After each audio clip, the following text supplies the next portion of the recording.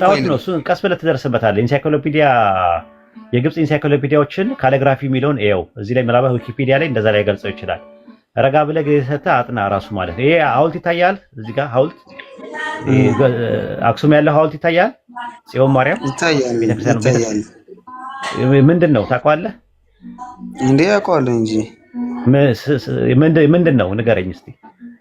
እንዴ እንትን ነው የአክሱም ሐውልት ያ በሰዓቱ የሆነ ጽሁፎች አሉት መሰል ጽሁፎች አሉት። እነሱ ጽሁፎች ደግሞ የሆነ የታሪክ ብዙ እኔ እንጃ ዲቴል እኮ ምንድነው? ስለዚህ ታሪኩን ልንገርህ። ከግብጽ ነው የመጣው። ከግብጽ ነው ሐሳቡ የመጣው። ያሰራችሁ ማን እንደሆነች ታውቃለህ? ንግስት ሳባ የምትባል ታውቃለህ? ማክዳ የምትባል ታውቃለህ? አውቃለሁ። ንጉሥ ሰለሞን ጋር ዝናውን ሰምታ ትሄድላለች። ክብረ ነገስት ላይ ነው ያለው። ከዛ ሄዳ አውቃለሁ እሱን ታሪክ። ኦኬ ወይ ልነግርህ ነው ባጭሩ። ክብረ ነገስት ጋር ሄዳ የንጉሥ ሰለሞን ታሪኩን ሰምታ ሄዳ ከዛ እሱ ደግሞ ገና ሲያያት ወደዳትና በእኔ ከዛሬ ከኔ ጋር ትተኛለሽ አላት። እሷ ደግሞ በፍጹም አይቻልም ሲላት በቃ እኔ ክላስ ውስጥ እንዳትመጪ፣ እኔ አልጋ ላይ እንዳትመጪ፣ ከመጣሽ ግን ያው ሌላ ከጻል መጣም አለችው። ከዛ ጨው የበዛበት ምግብ አበላት። ከዛ ጠምቷት በሌሊት ስትመጣ አፈፍ አደረጋት። ከዛ ቀዳማዊ ምኒልክን ጸንሳ ይዛ ሄደች። ታሪኩ ክብረ ነገስት ላይ መጨረሻ ላይ በቃ ሰለሞንን ስለምትወደው ሲናፍቃት በቃ ምናምን አለችና የንጉሥ ሰለሞንን እንትን ስሩልኝ ብላ አክሱም ላይ ይሄ የቆመው የወንድ ልጅ ብልት ነው። ታውቃለህ ይሄንን? ይሄ ማስረጃ ኧረ አገር ያወቀው ጠይቅና ምን እንደሚሉ ብቻ ስማ አንተ። አይ ወይድ ጠይቅና ወደሰናው ወላሂ ተረጋጋና ተረጋጋና እኔ ማስረጃ አላመጣልህም። ይሄ አክሱም ላይ ያለው ሐውልት የወንድ ልጅ ብልት ካልሆነ ሌላ ነገር ነው የሚል ሰው ካለ ይንገረህ። ይቅርታ ጠይቃለሁ። አደባባይ 1500 ሰው አለ። እኔ ብዙ መጽሐፎችን አንብቤያለሁ በዚህ ጉዳይ። ይሄ የታሪክ መጽሐፎች ይመቹኛል። እሺ አይ ችግር የለውም። ይሄንን አንተ ምን ታረጋለህ መሰለህ? አሳይመንት ልስጥህ። ቀላል ነው። ምን ታረጋለህ መሰለህ? አክሱም ላይ ያለው ሐውልት የምን ምልክት ነው ብለህ ጠይቅና መጠየቅ ሳይሆን አንተ ያነበብክበትን ቦታ ጠቁመኝ። መጠየቅ ሳይሆን ጠቁመኝ። እኔ ኢትዮጵያ ውስጥ እያለሁ ኦመዘክር ቤተ መጻሕፍት ውስጥ ወደ ምን መሰለህ ጥቁር አንበሳ ጀርባ ኦመዘክር የሚባል ላይብረሪ ነበረ። እዛ ላይ ነው የኢትዮጵያ ታሪክ በሚለው ነገር ላይ እዛ ላይ ያነበብኩት። መጽሐፉ አላስ የኢትዮጵያ ታሪክ የሚል ነው። የኢትዮጵያ ታሪክ የሚል ነው። አሁን ይኑር አይኑር አላውቅም። መጽሐፉ በጣም ረጅም ዓመቱ ነው። የዛሬ 16 17 ዓመት ነው ያነበብኩት። አንደኛ ነገር። ሁለተኛ ነገር ደግሞ ጠይቅና ዝም ብለህ እስቲ ጎግል ላይ አሁን የአክሱም እንትን ሲቦሉ ምንድነው ብለህ ጠይቀው እስቲ ጎግልን። እንደዛ ያመጣልም። እዚሁ ላይ ልጠይቀው። እዚሁ ላይ እሺ ጠይቀውና እንትን በለው። እሺ እዚህ ጋር ቆይ ጠይቀዋለሁ። እሺ ጠይቀውና እንትን በለው። ጠይቀውና ምን ይልሃል? ኦኬ ማን የተከለው ብለህ ጠይቅ በዛው። እሺ የአክሱም ሐውልት ማን የተከለው?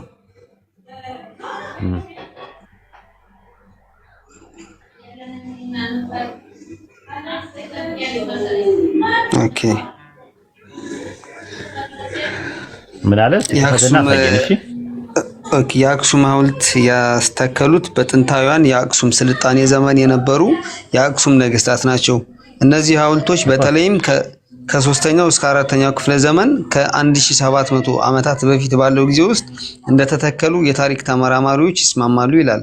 ስለ ሐውልቶቹ አመጣጥና ዓላማ የሚከተሉትን ዋና ዋና ነጥቦች መመልከት ይቻላል። መታሰቢያ አንደኛ፣ ሐውልቶቹ የነገስታት መቃብር መለያ ወይም መታሰቢያ ሆነው ያገለግሉ ነበረ።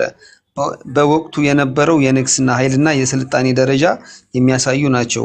ሁለተኛ፣ ታላቁ ሐውልት ቁጥር 2 ይህ ሐውልት በፋሽስት ጣሊያን ወረራ ወቅት ተወስዶ በ2005 የመጀመሪያው ነው የፈለኩ ትልቁ ሐውልት ይኸውልህ ምን ይላል መሰለህ እንትኑ የቻትጂፒቲ ራሱ ላይ ብትገባ ኢን ሾርት ይላል በአጭሩ ኦቤሊስክ ኦፍ አክሱም ኢዝ ኤ ሲምቦል ኦፍ ኤንሸንት ኢጂፕቲያን ሂስትሪ ኢንጂነሪንግ ኤንድ ካልቸር ፕራይድ ብሎ ነው ያስቀመጠው። ከግብጽ ነው ራሱ ኮንሴፕቱ የመጣው።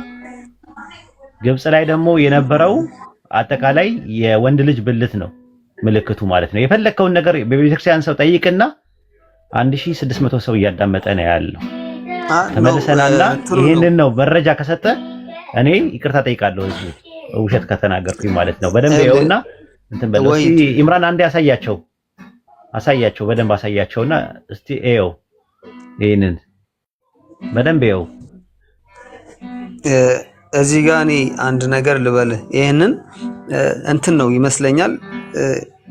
ይሄ የታሪክ አሁን የነገርኩ ነው ከእንትን ጋር አያገናኘውም። ይሄ ከወንድ ልጅ ተፈጥሯዊ እንትን ጋር አያገናኘውም።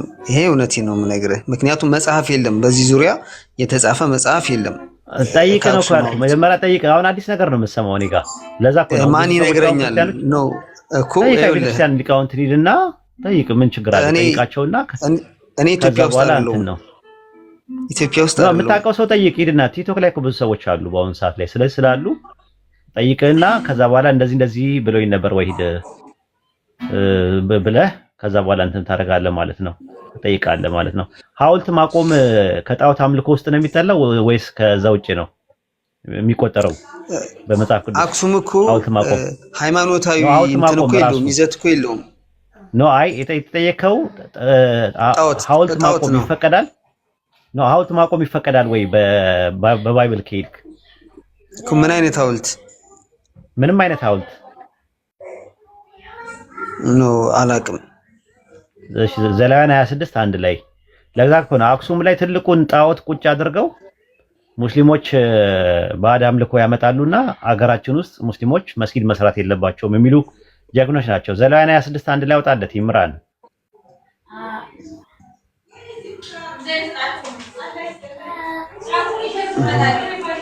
ዘሌዋውያን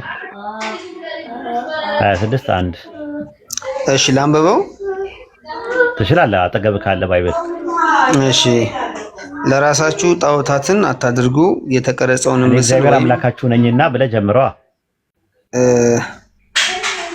በእንትን ነው ያመጣል። ዝም የጎግል ላይ ነው ሰርች ያደረኩት ያመጣው እንደዚህ አድርጎ። ኦኬ እኔ እግዚአብሔር አምላካችሁ ነኝና ለእናንተ ጣዖትን አታድርጉ ካለ በኋላ ቀጠለና የተቀረጸ ምስል ወይም ሐውልት አታቁሙ፣ ሰግዱላቸው ዘንድ በምድራችሁ ላይ የተቀረጸ ድንጋይም አታኑሩዋል። ስንት ነገር ነው የተከለከለው? 4 ነገር ተከልክሏል። እና ይሄ አክሱም አሁን ከሃይማኖት ጋር ምን አገናኘው ብዬ ነው ማለት ከሃይማኖታዊ ስርዓት ጋር ምን አገናኘው ይሄ ሐውልቱ? ሪፖርት መሰለኝ ያጀማል ኡስታዝ ወጣ መሰል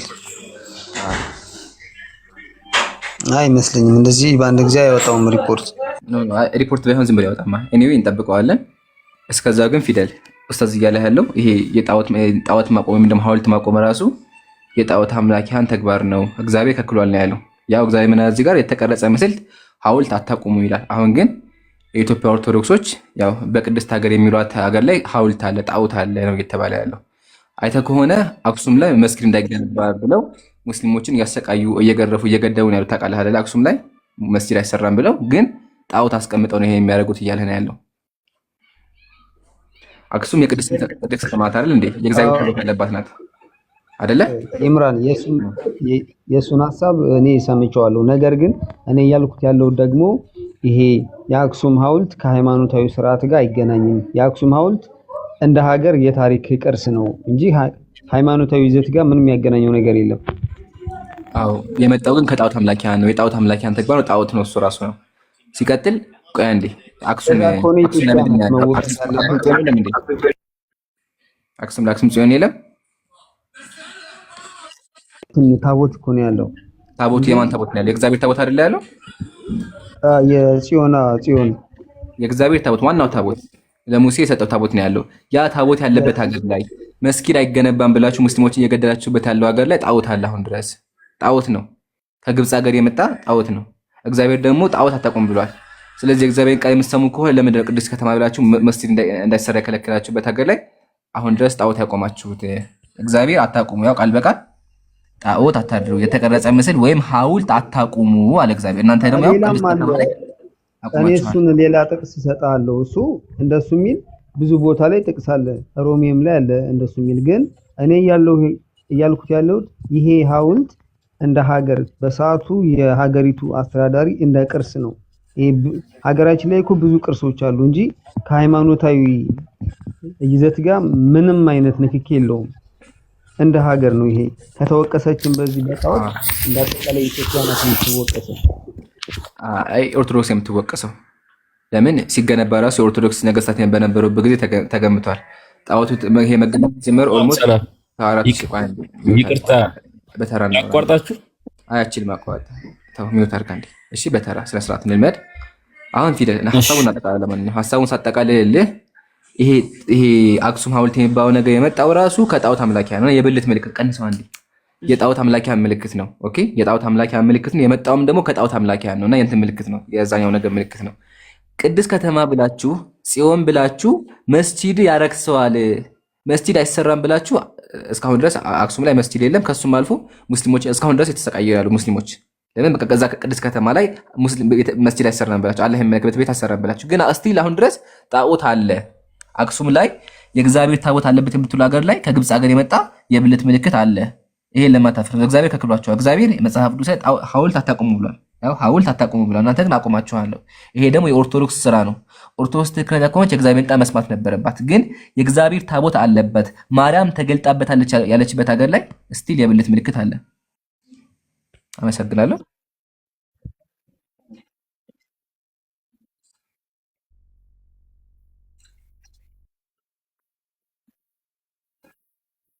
ብትሄድ የትኛውም ቦታ ላይ አሉ። ይሄ ደግሞ በሰዓቱ የነበሩ ነገስታቶች የተለያየ ጽሑፍ አለው ከድንጋዩ ላይ ማለት እሱ በሰዓቱ የነበረውን የሆነ ታሪክ ምናምን ጽፎበታል መሰል አላቅም ዲቴል፣ ግን ከሃይማኖት ጋር ምንም የሚያገናኘው ነገር የለም እሱ። ምክንያቱም እሱ ጣዖት ነው ከተባለ አክሱም አጠቃላይ እንደ ኢትዮጵያ ሙስሊሞቹንም ጨምሮ ይሄ ታሪክ ነው። ታሪክ ስለሆነ ሙስሊሞችንም ያካትታል። ስለዚህ ጣዖት አምላኪ የሚሆኑት ሁሉም ናቸው።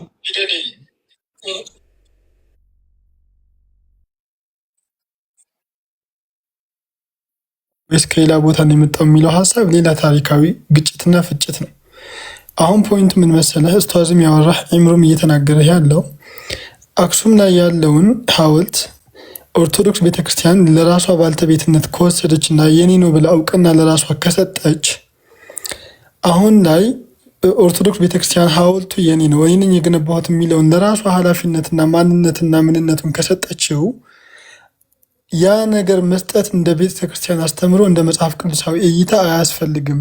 ምክንያቱም መጽሐፍ ቅዱሳዊ ይሄ ነገር ጣዖት አምልኮና እግዚአብሔር የኮነነው ጉዳይ ነው። ይህንን ነገር እግዚአብሔር የኮነነውን ጉዳይ እዛ ላይ አስቀምጣችሁ ሙስሊሙን ማህበረሰብ መስጊድ አንሰራም ማለት አግባብና ልክ አይደለም የሚል ሀሳብ ነው ኡስታዝ ያነሳው። ተግባባን ፊደል? ፕላስ ይሄ ጣዖት ምሳሌ የሙስሊም ሀገር ቢኖር ቆይ አንዴ ቶ ይሄ ጣዖት የሙስሊም ሀገር ቢኖር እናፈርሰዋለን፣ ይወገዳል። ለምን ኦልሬዲ ጣዖት ነዋ። እናንተ ግን የኛ ሀገር ብላችሁ ማርያም የተገለጠችበት ሀገር ብላችሁ አሁን ድረስ አቁማችሁታል ነው። ኦኬ እሺ፣ ድንጋይ ጣዖት ከሆነ ከአባው ምንድን ነው? ድንጋይ ሁሉ ጣዖት ነው ያለን። ቤትና ድንጋይ ይለያያል። ይሄ ሐውልት ነው። ሐውልትነቱ የብልት ምልክት ነው። ሲቀጥል ከጣዖት አምላኪያ የተኮረጀ ተግባር ነው።